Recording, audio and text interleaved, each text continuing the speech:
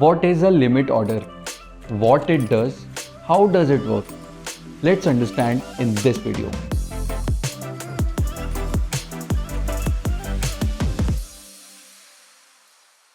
We know that the market moves fast.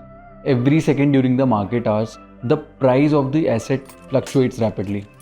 In such situations, it gets difficult to monitor the fluctuations and choose the price you would like to buy or sell the stock at. This is where limit order comes in. Let's say a stock is trading at 100 rupees, but you want to place an order at 95 rupees. Now with the limit order, you can choose to buy the stock at 95 rupees without continuously monitoring it. So during the day, whenever the stock price touches 95, your order will be executed.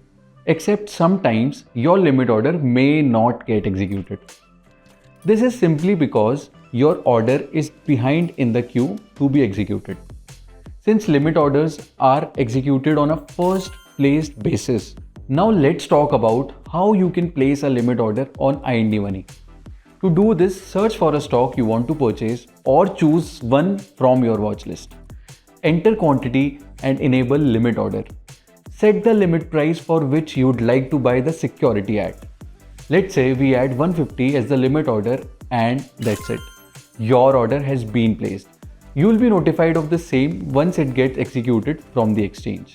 Oh, one last thing. There is a very high possibility that the stock during that day does not touch limit price you specified. When this happens, your order for security is cancelled automatically. To get this executed, you will have to place another order on the next market day. So that's it for today's video. See you again in the next video. Investment in the securities market is subject to market risks. Read all the related documents carefully before investing.